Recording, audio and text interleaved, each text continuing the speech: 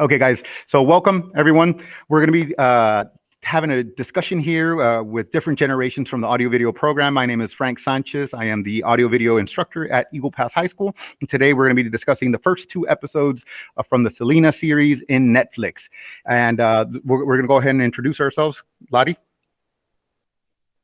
Hi, I'm Larissa Valdez, and I'm a junior at Eagle Pass High School.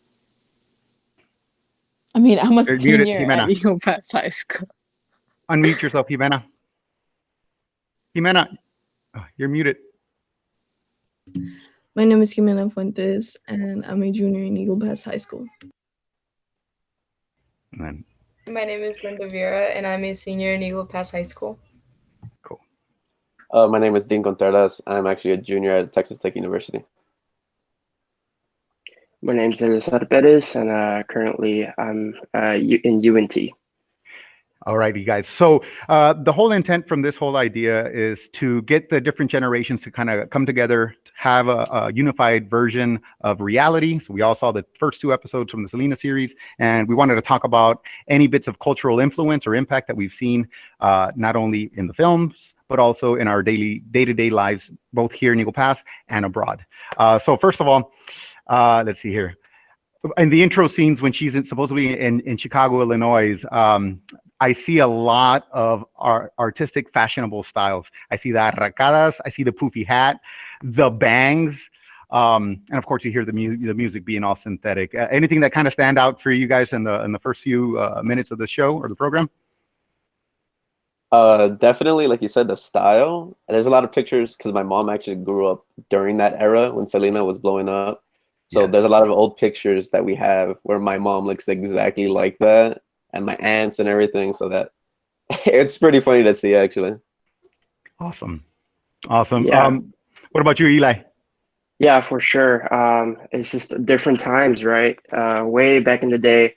And I showed my parents the series, and they're like, "Oh my God, I remember those cars. I remember those styles, right?" So this is really awesome to come together and see how it was back in the day, because it's different, right? So yeah, it's definitely the culture back then. Everything about it is just awesome to see that they nailed it with that. Something I wanted to see if y'all caught this. This is a little bit further in the episode. You see Abraham, Selena's father, kind of like, I love the fact that they have the dinner talks. Everyone's there. There's no devices yet. So people kind of listen to one another, and not only listen, but like their livelihoods are all resting on, I think they owned a restaurant for a while, and then they lost it. And then they were playing, in the band. And, I think there's this wedding or a quinceañera that he wants, like, oh man, we got to get this. And he's like, oh, but you don't, we need lights and I don't have anything to provide. What do you all think about the get it done-ness, the DIY-ness of what his solution was to all of that? One thing I love about the Hispanic culture is they take no for an answer. And they find unlimited resources, no matter how ridiculous it is. For example, the peach cans. Yes. And right, that was that. insane. And growing up, my father was in a grupo, Herencia Musical, and I definitely wanted to show him the series, because a lot of it hit home for me. Particularly the peach cans. He would tell me, like, yes, that is very true. It would be the peach cans, the perfect sizes. I believe it was the 4 and 8 sizes. Yes. And you would just buy the colored bulbs, and you would just wire them, paint everything black to make it look a little bit more professional. And it's just one of those things where Hispanics take no for an answer. That's what I love about it. Yeah, the guy was like, yeah, the DJ has the bigger amps, he has all the lights, and he's like, yeah, we have a lot of lights. We have the biggest amps, right? Anything to get a gig, right? Anything to get a little bit money in our pocket. And my dad was really into that certain part, because he definitely was in that area at one point in time when he started. And it was just awesome to hear the story, and as well as my father's story on how he did things. So yeah, that was awesome.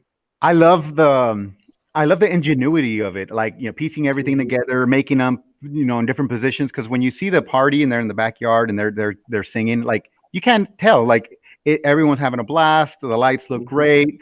It was wonderful. As far as getting the cans and stuff like that, Mr. Abraham shows up all strong. It's like, yeah, you got to do this for the family, and da da da. And then it's like, all right, you ready? You ready, AB? He's like, yeah. And then it's like, okay, go. And let me go. Yeah.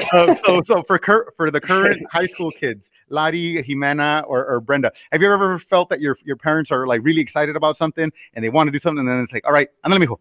You go for it, and they kind of stand back.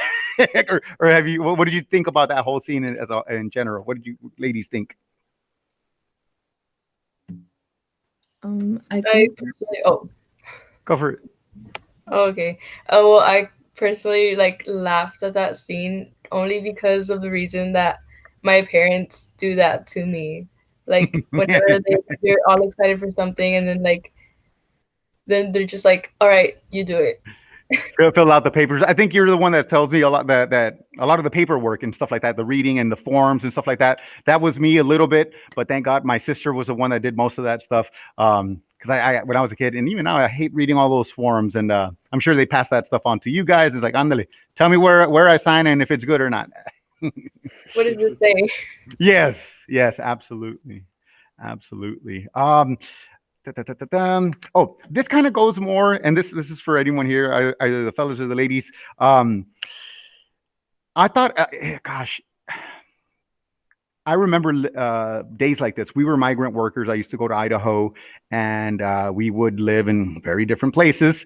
They had these places called campos, and we lived in a little mobile home for the summers and all this stuff. And there's a scene where it's a multi-generational home. I mean, I know right now with the whole COVID thing, it's like would be very, very bad if everyone's there at the same time. But not everyone has the luxury, and so they're living, I think, for a while with the brother of Mr. Abraham, and then like everyone, the whole surface area is like everyone lying down. And I feel like I've heard George Lopez make a couple of jokes about that, and I loved seeing George Lopez talk about that. It's like, yo, finally, I see my life be made fun of through our own people. What did y'all think about that? I do remember when I was little, like that gave me such flashbacks to my childhood because my mom was a teenage mom, right? Mhm. So I didn't grow up in like a house. When we had an apartment, we had this little walk-in closet, and in the walk-in closet, my mom was like, "Post, there's your room." I was just like, "Woo!" And at the time, I had no idea this was a closet. In my head, I was like, wow, I have my own room, like my own little bed. And well, my bed at the time was just some like cushions and a sleeping bag. But I was so excited. Like I had no idea that this was poverty. And then I saw the show and I was like, oh my God, I know how they feel. Like and it's just I remember going so through good. that too. I remember not realizing that we were growing up in poverty until I had to fill out the FAFSA, where it levels it, and it's like, I didn't know. I got a lot of love. I didn't feel that I had anything lacking, and then it's like, but now this thing is telling me that I'm officially numerically in this category now. Labels, they're not very helpful. Well, okay, so so I kind of talked to my third period class about this a little bit, where they were doing a lot of English songs, and they're singing to old people, and the beat is very, not fun. I thought that there was a very funny line where it's like, oh, why did we have to leave? It's like, oh, mija, no, it was their bedtime. It's their bedtime. And then they turn around, they're all like dancing and to some other music. There's a scene when the carnival where they're singing and the people are not engaging that much, and then they leave, and then a Tejano or conjunto band shows up, and everyone's engaging, everyone's excited, everyone's on the dance floor. And I feel in a very weird way, Mr. Abraham is kind of trying to reverse engineer the algorithm, or the real life algorithm. Like, what do people respond to? What do people like? And that's when he decided to do what, go from English to Spanish, right? So you kids that are up there in the northern parts of the state, I know San Antonio. I mean, it's kind of like the mecca of Tejano music. But up there, are there radio stations? Do you hear the accordion that much, or? No, especially up here in northern Dallas. Dallas is a big place. There's a lot of certain parts like South Dallas, North Dallas, East and West Dallas, Okay. and a lot of the stations that we listen up here is a lot of country, a lot of top hits. Fort Worth area, that's true. The Fort Worth, and I haven't really heard a lot of Hispanic radio stations. Obviously, they are, but walking around this area, you hear people blasting like Tupac or some rap, right? And it's definitely different. Obviously being born in Eagle Pass, being neighborhood cities with Piedras Negras. La Rancherita. La Rancherita. Yeah, we were making fun of it. Yeah, they have reach. They do. They really do. And when we were up here, I was like, hey, let's play La Rancherita. I'm like, there's no La Rancherita up here, And yeah, it's definitely different. A lot of country folks over here. Yeah, the whole radio station. They have sports stations. Sports is really big over here because obviously the Cowboys. Yeah, so really, really different. Really different culture. It definitely had to get some used to. Definitely in college. And basically, with all the people that I've been around with, you have to settle in. Like Dean said, you have to get out of those comfort zones. Yeah. And it's definitely one of those things where like, wow, it's a little bit different. You miss it a little bit, right? The accordion and the bajo sexto. Oh, for sure. Yeah. I FaceTime my father all the time, and he's going to work, and he plays La Rancherita. I'm like, oh, I miss those days. Being with him, going to school, and they're blasting La Rancherita, talking about Los Puentes, how much line there is, right?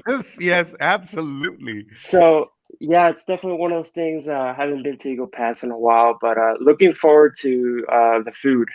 The food over here is obviously different. But yeah, it's definitely, I had to settle in, be around a lot of uncomfortable situations, but oh no. One of those things with respect to, at least to food, is I remember coming back from San Marcos. I went to school at Texas State, and everyone does cookouts and everyone does a lot of stuff everywhere, right?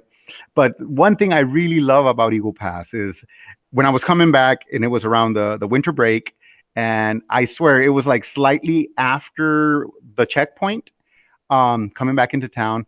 I had the windows open because I had a very old car back in the day, and I could smell the mesquite burning, and it's like, I'm close. Yes, I'm almost home. There's smells and there's tastes and there's art that just defines certain regions. It's interesting to see that, and be exposed to more. What about you, Dean? Oh, sorry. Yeah, that actually sells like gold here in Lubbock. What does? No. Mesquite, yeah, it does. Bring it up anywhere north of San Antonio, and you could sell like a log, like itself, just like a log for like $3. No way. Crazy, yeah. I got a lot of mesquite in the yard. In Austin, I could have sold that. Yeah. It's so, I mean, to the right person, right? But it's like, yeah, you just find someone with a big grill parked in the driveway, and you could sell it to them. You'd sell them a whole stack for like $100. It's crazy. Like my uncle, who lives here, he always asks like, hey, if you have any, just bring it up. Same thing with like sarita tortillas. Like every single time he's like, hey, buy me like the 500 case one, We'll freeze it, yo.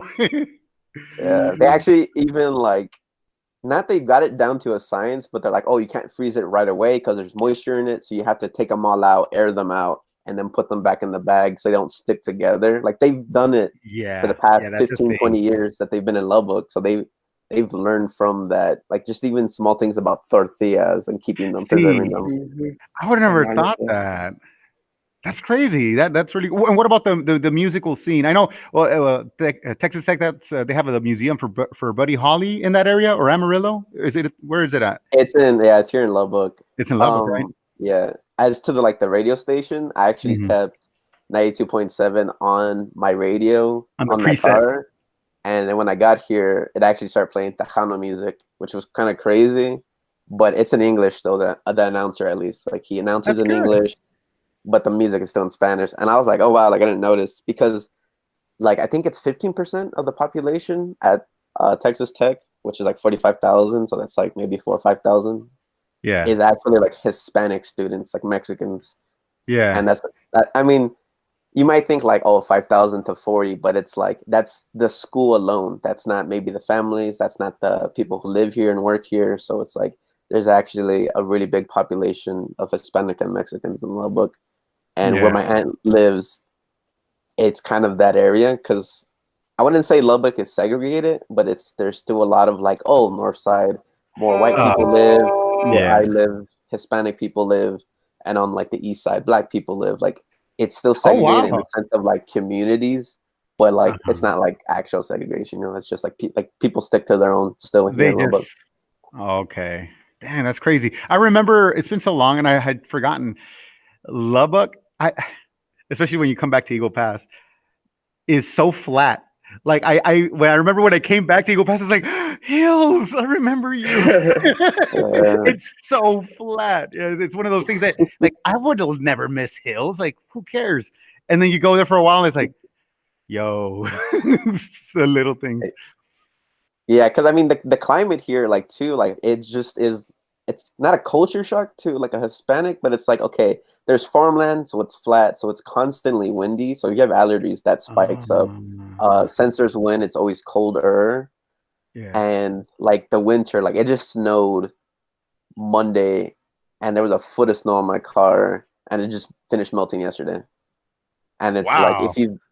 if you didn't know, like, oh, it snows in Lubbock, like you wouldn't bring a jacket. You'd think like, oh, it's like anywhere. It's like San Antonio. Yeah, It gets nah. cold, but not that cold. No, it snows pretty frequently, and like just even that alone is like okay. To a Hispanic, it's like you don't see that pretty often, so it's a Well, delicacy. to us folks from the Rio Grande, you know, we're closer to the equator, I guess, and it gets a lot hotter. Okay, let's move it along. Look at that. Okay, episode 2. Oh, in the episode 2, it kind of starts off with a lot of the hairstyle, a lot of the glam, the poofy shoulders, the the hairspray. Jimena, what do you have to say, or what do you think about all that stuff, and how they make their own glamorous boots and stuff like that later in the episode? What do you think about that? I think that's awesome, you know, because like you go to the store and you're like, I want those, you know, Mhm. but they're like 200, $400, and like we don't have that kind of money. And I Yeah. like how they're so creative and they design their own clothing, and their mom, like, you know, she does all the things for them. And it's just kind of like low budget, but it's just so nice to Mhm. think about that they did it themselves instead of them going to buy it for like $400. Yeah, and it makes them more original too, because it's like they have their own look. And one thing I really enjoyed and appreciated about the films is it reminded me how much of a print culture we used to be. She's looking at these like fashion magazines and she's drawing and she's like, I like this, I like that material. They go to the store, they have the little checklist. I like that they had a little to-do list, and they buy all these materials and they glitterify, or whatever you call that, everything up. And it's when you look at the at least from the 90s, the Tejano music scene and the concerts, everyone's super glammed up and super glittery and bright, and all this light like reflects from them. I thought it's different. It's a little bit out there, but I think it's kind of neat. It definitely Glam. shows like the craftsmanship of like people back. I mean, it's the 90s. It's not even like we're saying the 60s. It's the 90s and people are creating their own stuff. And it's not like you said, the budget. How many people in Eagle Pass have known about a fabric store, or like in San Antonio, like only people who actually work in that industry, not like an average person looking to make their own clothes. Like We used to two things to that. Ooh, man, you hitting a lot of points there. Two things. We used to have 2 or 3 fabric stores downtown. That was back in the day. Not even that much back in the day, because I got to witness 2 of them when they were still in existence, because sewing and everything like that was still a thing. Mrs. Dolores Rodriguez, art teacher, that's right. shared a post way back when, I forget what it was, where los sacos de harina, or potatoes, I can't remember, way back when, used to be made of fabric. and people of all sorts and shades and colors, but of lower social economic status, would make dresses from those things. Let me see, potato. I can't remember. Flour. I remember the post you're talking about where the company knew that people were making clothes out of them, so they actually started printing designs inside the potato sack. Like they would actually print designs because they know people would make clothes out of them. Yeah, I remember seeing that. Yeah. Oh man. There we go. This one. Yeah. See. And so that's I didn't know that the history behind that, Dean. That's pretty cool. I didn't know it was a very intentional thing from the companies and everyone along the way. So we've kind of gone from making our own stuff to having like a tiny rip, and it's like, oh, I'm just gonna get rid of this and buy a new one. It's like cheaper now, I guess. Pros and cons to that, as we saw, not only with clothing but food supply and even hygienic items. It's like when we count on outside sources to give us very simple needs, it gets really bad real fast. Yeah, the eggs. yeah. I don't think it's I would argue, not like actually argue, but like I don't think it's just easier. I think it's just the convenience that I wouldn't say it's even cheaper. Yeah. I would say it's actually more expensive in the long run because Oh yeah. it's just the convenience you're paying for something new. Because like, how many times do you actually get a shirt with a button, the button falls off and you put it back on? It literally takes a piece of thread that's maybe 2 cents, maybe 2 cents. But people decide to buy something for $15 because it's easier just to pick it up off the rack at the store. So out of curiosity, I like that point. What do you all see as and I'm aiming this towards the ladies because the younger folks know more about music than the older we get, it gets harder to maintain an understanding of that. What do you think about modern day fashion as far as the girls or the male rappers? Is it all just like already produced items like Nike and Reebok and other stuff like that? Or do you see people kind of making their own looks completely from scratch? Is it very commercialized? What do y'all think? Jimena. I know you look into the fashion world. Actually, I see that, like, if you see Billie Eilish or whatever, they don't make their own music. I mean, their own Outfits. clothings or anything, but they do ask for customized things, and it's really really nice because it's like either spray painted or sewed up like little patches and stuff, and you don't go to the store and be like, can I have this customized? No, they're gonna either have Off-White or Nike or stuff like that. Yeah. And it's Yeah, that's right. The Johnny Canales interview, I forgot because Johnny Canales. Does anyone remember that musical icon back in the day? No, Johnny Canales was like MTV, ¿verdad? Tell us a little bit. You remember Johnny Canales, Eli? Yeah, my parents told me a lot about Johnny Canales. They actually, because I know they had their wedding in Eagle Pass, and my parents attended that wedding, and they were telling me all about Say how that they again. have Wait, whoa. Who had their wedding in Eagle Pass? Johnny Canales. What? Yeah. Whoa. Let me It digest was that real quick. What? yeah. Johnny Canales was the something. Carson Daly of like he had his show and he would highlight new musicians for this. He had his wedding in Eagle. Oh, Yeah. my mind. Okay, I'm sorry. Keep telling the story. This is interesting. And then? What? Yeah, they had it in that salon. I don't know the name of it, but it's right next to the hospital. It's the one that's up in the hill. I believe it's a blue salon. Yes. Oh, I live right next to that. It's Well, you remember the name? The original name it had? It's the Texas Ballroom. It's a church. There you go. Texas Ballroom. Yeah, I It's think a that's church. what it is. Yes. Yeah. So yeah, they were telling me how they went to the wedding, and the programa de Johnny Canales. It was really big in the day. All the musical talents, like obviously like Selena, Ramon Ayala, all these like icons in the Mexican culture. One fun fact is that my father, I believe he was in the ballroom, Selena actually played over here in Eagle Pass when in her Yeah. early stages, obviously, right? Mhm. And my father, they got local bands, and entonces my father's grupo actually got the chance to play with Selena. Oh He my was telling goodness! me, but at the time it's like, oh, Selena is just Is this? another. Yeah. Yeah, it wasn't like, oh my god, like Selena's coming to Eagle Pass, and like, everyone get ready to take pictures. She was barely starting out, like everyone else. You got to start at one certain point, and you start growing from there. And when he told me, I'm like, what? And he told me when we saw the movie with Jennifer Lopez that played Selena. Ooh, in the 90s.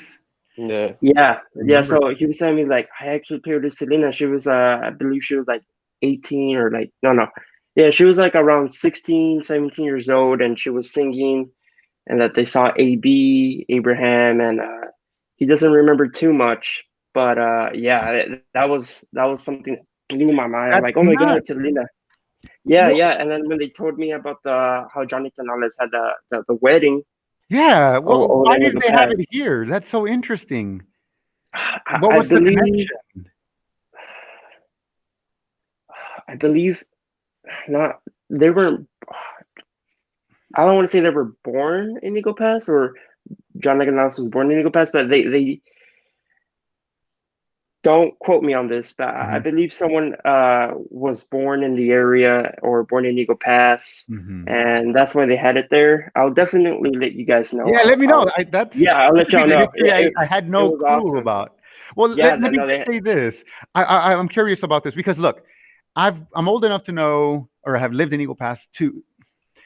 The cool thing about Tejano music back in the day is that it's a very regional thing, and it had its own TV broadcasting, champions. Johnny Canales at one point. They had the early on. They had the Tejano Music Awards, which acknowledges the art form, which acknowledges the producers, writers, and all the technicians, all the people that are involved in the creative process. We used to have this network of radio stations, and you would get played on the radio, just like Selena did at the end of the second episode. They're like their hit finally made it, right?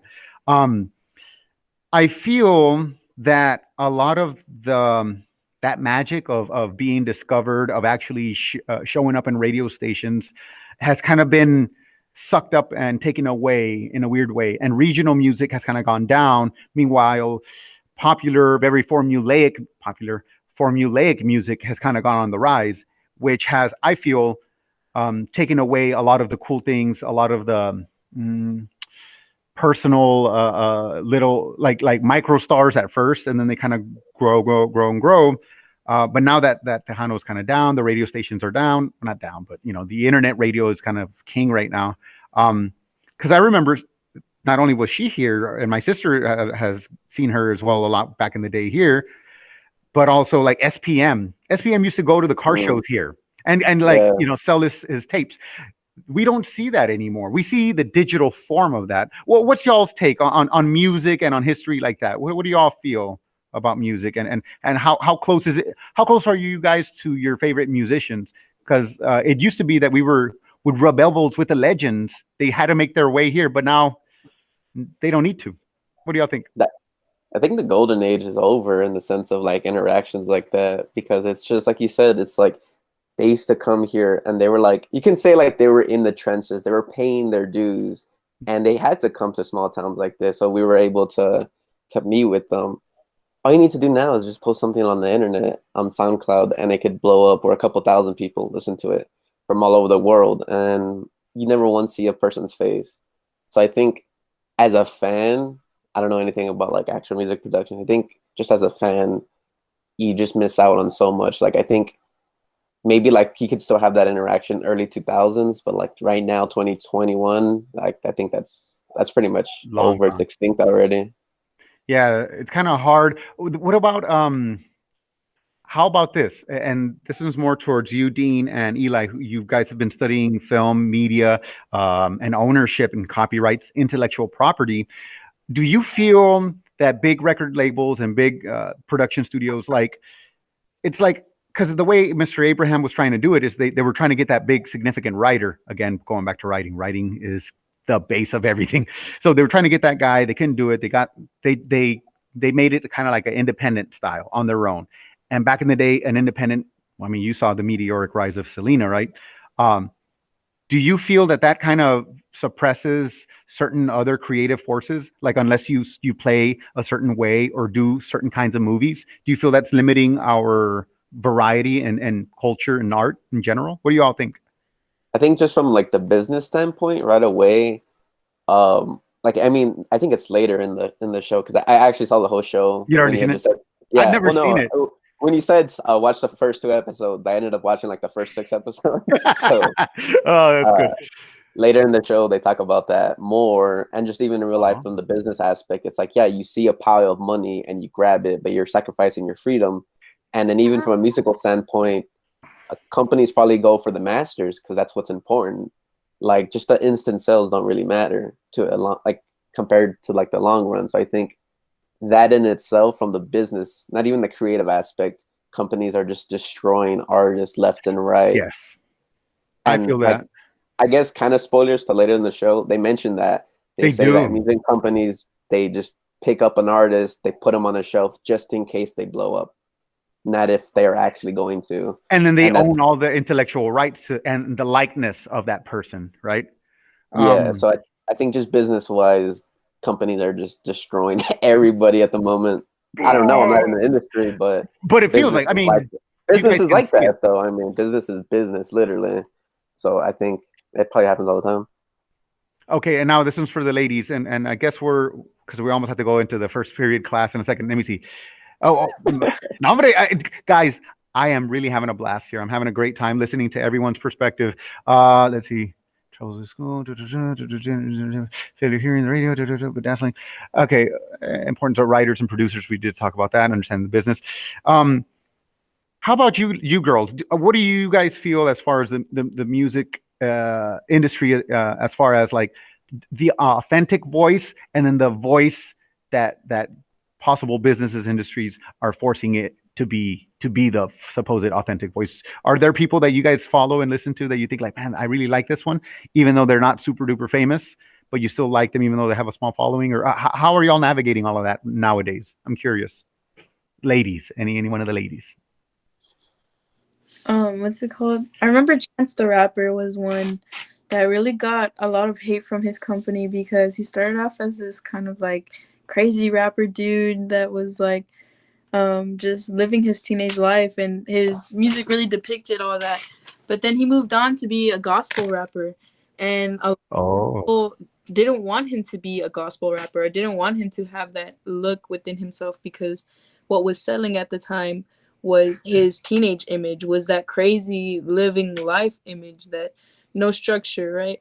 And he really fought against that in a certain way, and he came up by himself and he made gospel rap Hmm. really popular, Hmm. even like during our times of, it's just times we live in today, just very meta, right? Like, Yeah.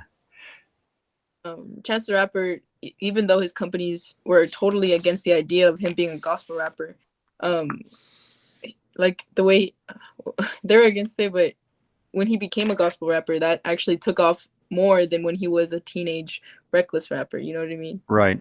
Well, how about this? Because we got like 6 minutes left, and this one's to anyone in general. So, money and fame and all this stuff, it really equals before you get paid. Um, right before you get paid, a lot of likes, the attention economy, how many people are paying attention to you, how many people are aware of you.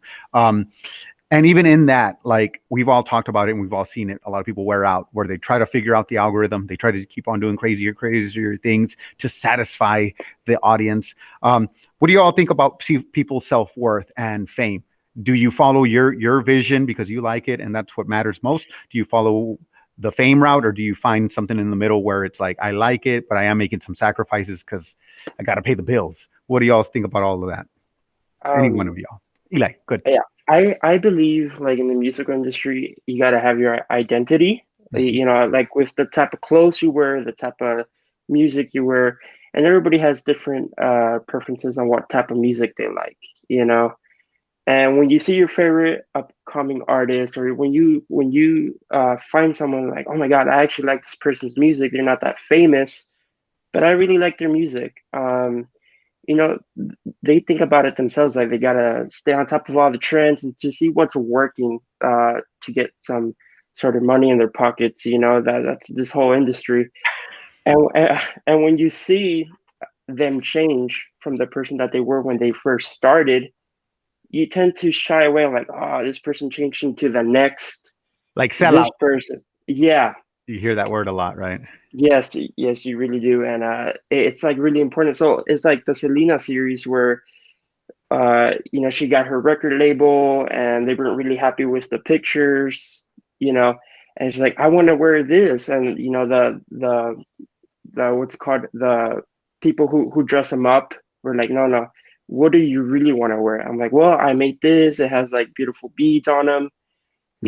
They take away the identity that when you first started, and that's what really can destroy a person, because from the beginning you take control of everything 100% until you got like some company giving you some money to get some loud talk out there, and then they start to take over all the freedom that you had. They start telling you to start doing this. How they changed from Selena y los Dinos to just Selena, and everybody was like, in the dinner table, everybody was like, well, Selena is the superstar, and it's all these record labels, they start to take away the identity to hopefully to give the fans what they want. What they believe that they want. Well, how about this? Check it out. I love that you said identity. And I feel that all of us as a collective, we had an identity. We used to have car shows. We used to have our music. We used to have our own awards. And little by little, in a weird way, through memes and otherwise, we poke fun at ourselves. And at first, I think we're playing, but at a subconscious level, I feel we're kind of chipping away at our own identity. The whole, and I'm not gonna lie, I thought this stuff was hilarious too. The whole culture, si quema and all that.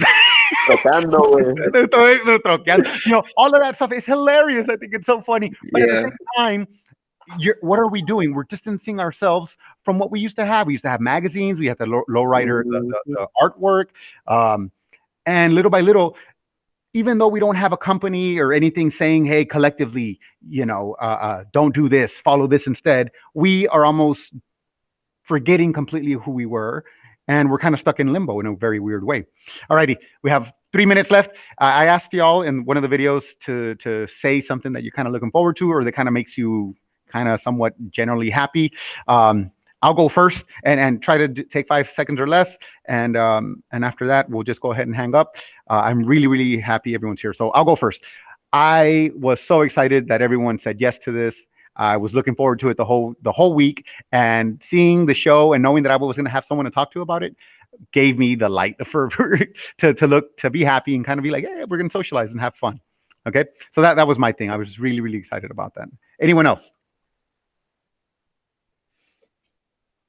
Yeah, I'll go. Eli.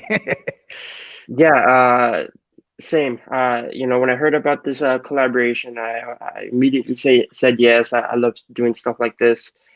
Yeah, and just continuing to keep going into the film industry. It's a tough industry, but it's a very fun one when you do it correctly. And continuing to talk to Lottie and to everyone that I spoke to in high school, just to keep communicating, keep that friendship going and healthy.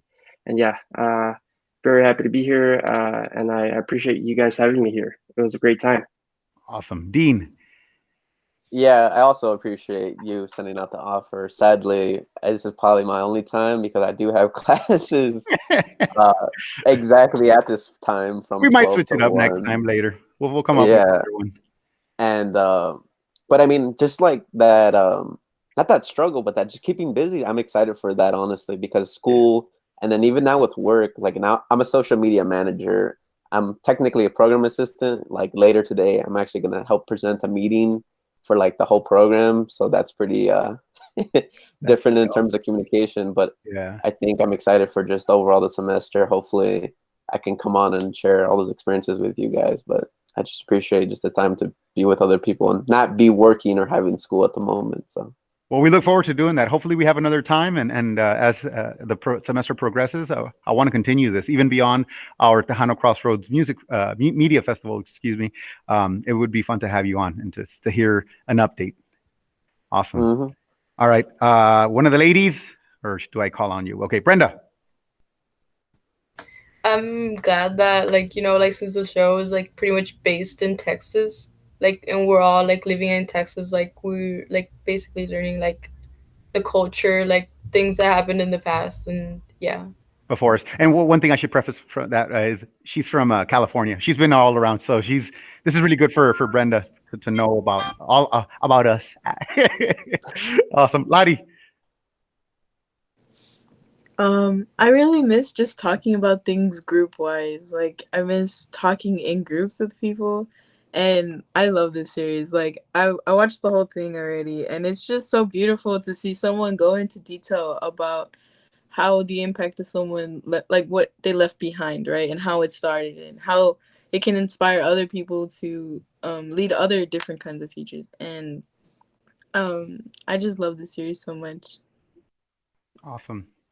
All right, Jimena. I just appreciate the fact that you thought about me Oh, when of you course. were about fashion. You're like, That was exactly you why. want to join this and talk about it. It's like, it hit me in the heart. Yes, I love that. Well, my job as a teacher is just to find everyone's voice, and if I hear it, I'm really good at it. I try to motivate y'all in different ways because everyone's different and special, and I pride myself because I think I have a knack for it. I can see you guys for who you are. Okay. And so I'm grateful again for this moment, and hopefully we can continue it next week. I'll be inviting different people, and maybe I'll have one or two still collaborate for the next one. And yeah, we'll go ahead and leave it at that. Guys, God bless y'all, and we'll keep y'all updated, okay? I'm signing off. Happy Goodbye, New guys. Year. Happy New Year, guys. Bye. Goodbye.